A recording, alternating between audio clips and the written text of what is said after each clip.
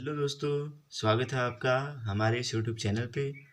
तो दोस्तों, हिंदी व्याकरण में हम कारक को यहाँ पे पढ़ रहे हैं और कारक से संबंधित एक वीडियो हमने इससे पहले ही दे दी है जिसमें हमने कर्ता कारक, कर्म कारक और करण कारक को आसानी से पढ़ लिया है। और उसी में हमने कारक और कारक चिन्हों के बारे में भी पढ़ रखा है। अगर आपने वो वीडियो नहीं देखी है तो आप जाके एक बार इस वीडियो को देख लीजिए। उसमें हमने आसानी से कारकों को ट्रिक के साथ पढ़ा हुआ है। तो आज की इस वीडियो में हम संप्रदान कारक, अपादान कारक और संबंध कारक, अधिकरण कारक और संबोधन कारक को यहाँ पे ट्रिक से कवर करने वाले हैं। तो चलिए दोस्तों, वीडियो को शुरू करते हैं। दोस्तों, आज का हमारा कारक है संप्रदान कारक। ठीक है, आज का कारक क्या है हमारा? संप्रदान कारक। ये कारक क्या कहता है? देखो, जिसके लिए क्रिया की जाती है। ठीक है, ये कारक क्या कहता है? जिसके लिए क्रिया की जाती है, यानी कि जिसके लिए कोई कार्य किया जाता है। ठीक है, कारक चिन्ह क्या होता है इसका? के लिए। ठीक है, हमने पिछली वीडियो में पढ़ा था। जैसे कर्ता का कारक चिन्ह क्या होता है? ने। कर्म का क्या होता है? को।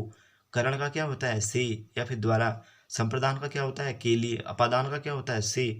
अलग होने के अर्थ में, अपार्ट होने के अर्थ में। ठीक है, कोई चीज़ किसी चीज़ से अलग हो रही है तो वहाँ पे अपादान कारक आते हैं। और जबकि कर्ण कारक में भी से आता है, और लेकिन वहाँ पे क्या होता है? किसी यंत्र वस्तु की सहायता से कोई कार्य किया जाता है तो उस वाक्य में कौन सा कारक होता है? कर्ण कारक। और अपादान कारक में भी से आता है। यहाँ पे क्या होता है? अलगाव की स्थिति होती है। ठीक है, जिसको अभी हम नीचे पढ़ेंगे, ये इसमें पढ़ेंगे। ठीक है, लेकिन अपादान में क्या होता है? अलगाव की स्थिति है। ठीक है, से यहाँ पे आता है, अभी हम नीचे पढ़ेंगे इसको। ठीक है, इसके बाद संबंध कारक की हम बात करें तो वो क्या पढ़ा था हमने? काके की, नानी नी, रारी री।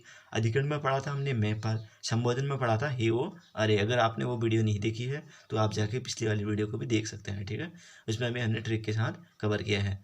तो आज हम पढ़ रहे हैं संप्रदान कारक। ठीक है, ये क्या कहता है? इसकी परिभाषा, जिसके लिए क्रिया की जाती है, यानी कि जिसके लिए कोई वर्क किया जाता है। ठीक है, जिसके लिए कोई वर्क किया जाता है तो उस सेंटेंस में कौन सा कारक हो जाता है? संप्रदान कारक हो जाता है। ठीक है, कारक चिन्ह क्या होता है इसका? के लिए। ठीक है, जैसे एग्जाम्पल देख लीजिए। जैसे रमेश दूध के लिए जा रहा है। देखिए क्या है इसमें? रमेश दूध के लिए जा रहा है। ठीक है, रमेश कोई कार्य कर रहा है ना।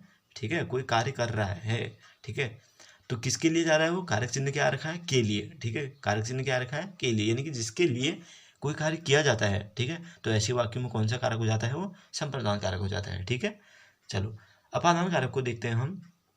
अपादान कारक क्या कहता है? देखिए, जहाँ से कोई वस्तु अलग होती है। देखो, सबसे इम्पोर्टेंट है, अगर कारक से सबसे ज़्यादा क्वेश्चन आते हैं तो इसी कारक से आते हैं, अपादान कारक से। क्योंकि इसमें और अपादान कारक और करण कारक में जो है बहुत ज़्यादा डिफरेंस है। ठीक है, और कंफ्यूज करने के लिए एग्जाम में यही इसी से क्वेश्चन पूछा जाता है। ठीक है, देखो अपादान कारक क्या कहता है? जहाँ से कोई वस्तु अलग होती है, अलगाव की स्थिति। देखो, अपादान कारक में जो भी वाक्य आएगा वहाँ क्या होगा? कोई वस्तु किसी वस्तु से अलग हो रही होगी, अपार्ट हो रही होगी, तो ऐसे सेंटेंस में कौन सा कारक हो जाएगा? अपादान कारक हो जाएगा। ठीक है, अलगाव की स्थिति आएगी, एक वस्तु दूसरी वस्तु से अलग हो रही होगी तो ऐसे वाक्यों में अपादान कारक होगा। एग्जाम्पल देख लीजिए, जैसे पेड़ से पत्ता गिरता है। ठीक है, पेड़ से क्या गिरता है? पत्ता गिरता है। पेड़ से अलग हो रहा है ना पत्ता, है ना, तो पेड़ से अलग हो रहा है, यानी कि पेड़ से पत्ता गिर रहा है। ठीक है, पेड़ कोई यंत्र जो नहीं है, पेड़ कोई उपकरण जो नहीं है ना। तो अगर यंत्र और उपकरण की सहायता से होता तो कौन सा कारक हो जाता? वहाँ पे हो जाता करण कारक। ठीक है, जैसे एक उदाहरण हम और ले लें, जैसे रमेश चाकू से फल काटता है। ठीक है, रमेश क्या करता है? चाकू से फल काटता है। तो यहाँ पे चाकू क्या है? एक उपकरण ही तो है, एक यंत्र, एक उपकरण, एक वस्तु तो मान सकते हैं ना हम उसको, है ना। तो ऐसे वाक्यों में क्या हो जाता है? करण कारक हो जाता है। ठीक है, जैसे मोहन बस से दिल्ली जा रहा है। ठीक है, मोहन बस से दिल्ली जा रहा है। अब बस क्या है? एक यंत्र, एक उपकरण, एक चीज, एक वाहन, है ना, इसी टाइप का तो है। तो इसका मतलब है कि यहाँ पे करण कारक है। अब यहाँ पे क्या हो रहा है? यहाँ पे कोई वस्तु नहीं है, अलगाव की सिचुएशन है, तो यहाँ पे कौन सा कारण हो जाता है? कारक हो जाता है, अपादान कारक हो जाता है। ठीक है, जैसे पेड़ से पत्ता गिरता है, ये एग्जाम्पल हमने देख लिया। उसके बाद हम गांव से दिल्ली जाएंगे, है ना, हम गांव से दिल्ली जाएंगे। अरे जाएंगे ना, ठीक तो है वो, है ना। अलग हो जाएंगे, हम गांव से अलग हो जाएंगे, दिल्ली चले जाएंगे, ठीक है वो, है ना। अब अगर यहीं पे क्या होता, हम बस से गांव से दिल्ली जाएंगे, या फिर हम बस में गांव से दिल्ली जाएंगे, तो कौन सा कारक हो जाता है? वो करण कारक हो जाता है। ठीक है, तो दोस्तों यही मुख्य अंतर है दोनों कारकों के बीच में, अपादान कारक और करण कारक के बीच में। ठीक है, अगला कारक पढ़ते हैं हम, जो कि है संबंध कारक। ठीक है, ये क्या कहता है? संबंध, जैसे नाम से ही पता चल रहा है, रिलेशन, संबंध। ठीक है, संबंध कारक नाम से ही पता चल रहा है ना, संबंध कारक यानी कि रिलेशन। आपसी संबंध बताने के लिए इस कारक का यूज होता है, ठीक है। यानी कि अगर किसी वाक्य में दो शब्दों के बीच कोई आपसी संबंध या फिर दो वस्तुओं के बीच, है ना, दो व्यक्तियों के बीच कोई आपसी रिलेशन होता है तो वहाँ पे संबंध कारक होता है। संबंध नाम से ही पता चल रहा है ना। जैसे एग्जाम्पल देख लीजिए, जैसे यह रमेश का घर है। संबंध कारक का चिन्ह क्या होता है? काके की, नाने नी, रारे री, है ना, ऐसे उसके कारक चिन्ह होता है ना संबंध कारक के। अगर किसी भी वाक्य में काके की, नाने नी, रारे री आदि शब्द आते हैं तो हम जान जाएंगे कि उस वाक्य में संबंध कारक है ना। तो जैसे एग्जाम्पल देख, जैसे यह रमेश का घर है। किसका घर है? रमेश का घर है। रमेश का आ गया ना, यानी कि संबंध आ गया, है ना। उसके बाद राम मोहन का भाई है। देखो अब है ना, उसका राम का मोहन से क्या है? भाई का संबंध है ना। अब रमेश का घर से क्या संबंध है? उसका घर है वो, है ना। तो यानी कि संबंध है, रिलेशन है ना। राम मोहन का भाई है तो है उसका का आ गया, ठीक है। हम इजिली हम इसको कवर कर लेंगे कि यहाँ पे संबंध कारक है। ओके, अब देखते हैं हम अधिकरण कारक, ठीक है। ये क्या कहता है? देखो, किसी व्यक्ति या वस्तु के बैठने, रहने एवं ठहरने के आधार को कहते हैं, ठीक है। अधिकरण में क्या आता है? अधिकरण कारक का कारक चिन्ह क्या होता है? मैं, पर, ठीक है, यही तो होते हैं उसके। अधिकरण कारक के कारक चिन्ह क्या होता है? मैं और पर। अगर किसी भी वाक्य में मैं और पर आता है तो हम जान जाएंगे कि वहाँ पे अधिकरण कारक है। ओके, जैसे एग्जाम्पल देख लीजिए, बैठने, रहने, ठहरने का आधार भी होगा उसमें, है ना।